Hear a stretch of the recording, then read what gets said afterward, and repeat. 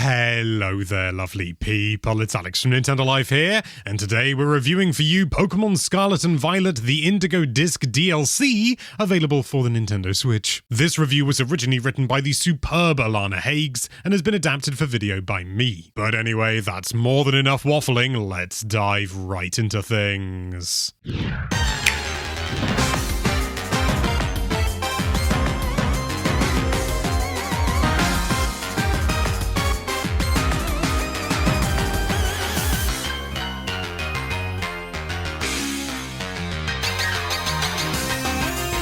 What is the hidden treasure of Area Zero? That was probably the question on most players' lips after the expansion pass for Pokémon Scarlet and Violet was revealed. Part 1, the Teal Mask, was just an appetizer, taking players to a new land in Kitakami and introducing new characters who might just end up being crucial to this final mystery in Paldea. So, with the Indigo Disc finally here, we were excited to find out just what lies at the end of Area Zero.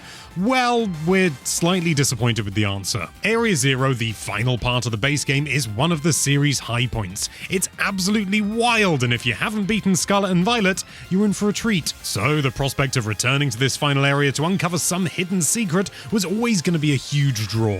But because of the way the Indigo Disc plays out, the narrative feels pretty fractured as a result. Fortunately, the new area and many of the new features are fun to play around with. Let's take a step back quickly and have a look at the plot. The Indigo Disc sees your character participate in another exchange program, this time with the Blueberry Academy, the sister school to your academy in Paldea. Lying in the Unova region, which is the setting for Pokemon Black and White and Black and White 2, which is another huge draw for series fans, this school is at the forefront of Pokemon battles and home to the Terrarium, or I think it might be the Terrarium. It's playing off terrestrialization. A land under the ocean which is split into 4 very distinct biomes, and as such is the perfect home for a plethora of Pokemon. At the Blueberry Academy, you get acquainted with the students and sign up for the Blueberry League, which sees you take on the BB League Elite Four in some fun challenges. Carmine and Kieran, the stars of the Teal Mask DLC, also return. The story here serves more as a conclusion to the siblings' arc, but is framed through your journey through the Elite Four. Honestly, the characters carry the narrative entirely. A lot of the story beats come across as trite and unnecessary, but the siblings, as well as the Elite Four member Drayton in particular, are rather nicely written.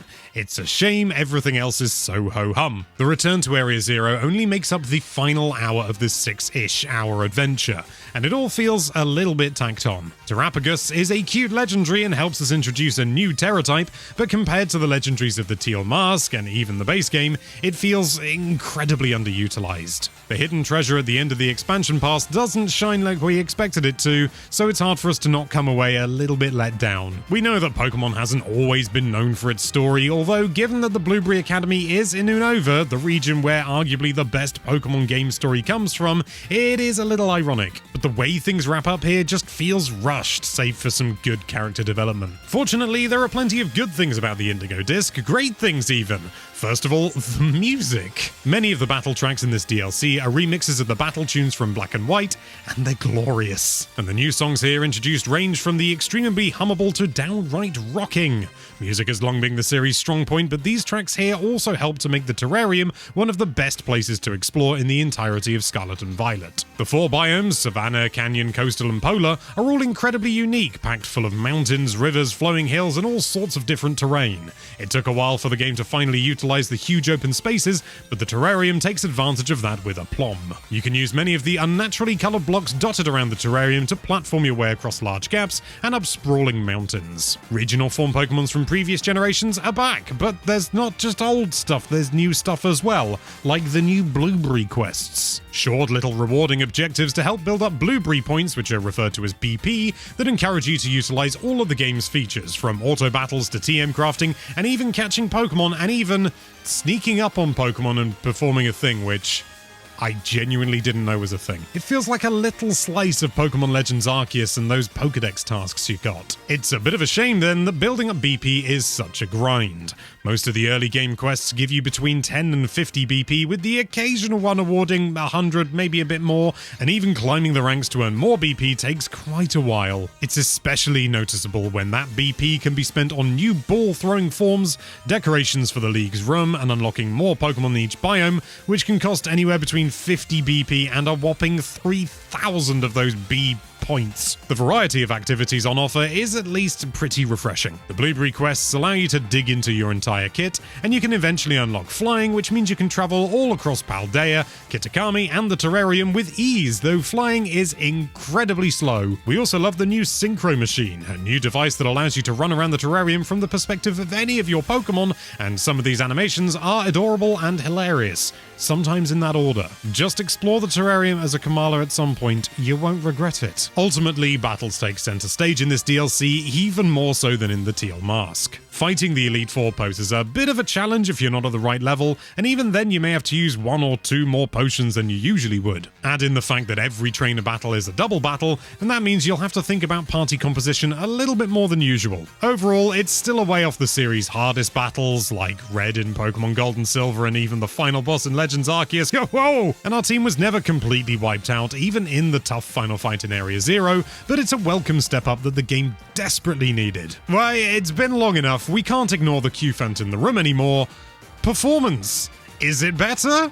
No, if anything, it's slightly worse. The terrain will flash, the frame rate's bad, and during cutscenes the camera would frequently stagger and pause as it panned across the entire screen. Exploring the terrarium is still sluggish and slow as the frame rate dips frequently as you jump, dive, and glide across the area, and it's just overall not fun. The draw distance continues to be pretty abysmal, and sometimes you'll see a Pokemon close by that hasn't fully rendered, instead appearing all very blocky. Pokemon running into walls, Pokemon spawning in walls, you name it, it's probably there. We don't like to bring this up time and time again, but with every major update, it feels like Scarlet and Violet's duct tape is slowly peeling off. This is presumably where the dust settles for Pokemon Scarlet and Violet, which means the future of the series is once again in our view. After spending over 10 hours in the terrarium, we can't fault the gameplay loop of exploration, catching them all and taking on tough battles, especially when fan favorites such as starters and legendaries are up for grabs. Pokemon can likely survive on its grasp of nostalgia forever,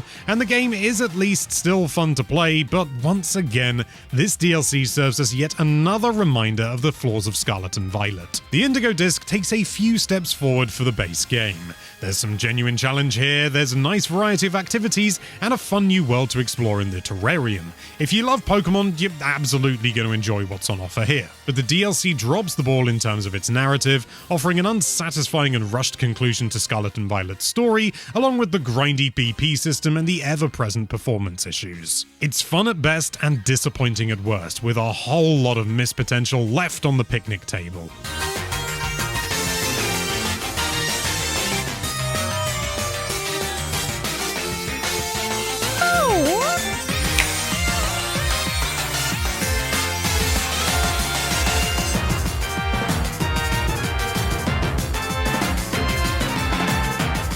You've reached the end of the review. That means it's time for Alex's personal thoughts, and I'm also going to be brief, and I do need to make something very clear up front.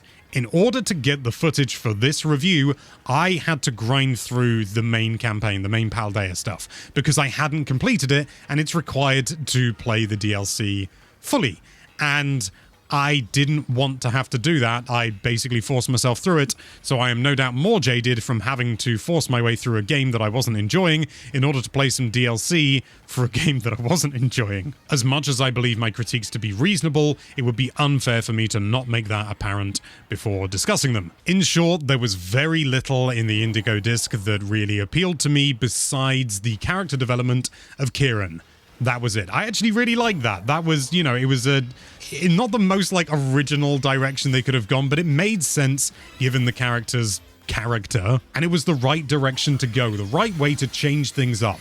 I just wish they'd done it with any of the other characters, because everyone else is just the same. You could argue Carmine's a little bit less, like, tetchy, but not really. But aside from that, there's very little positive I have to say about this, unfortunately. The performance issues are still absolutely rife and are 100% completely unacceptable in this day and age for a game series as big as Pokemon, with a publisher as big as Nintendo, with ideas this far seated in the past.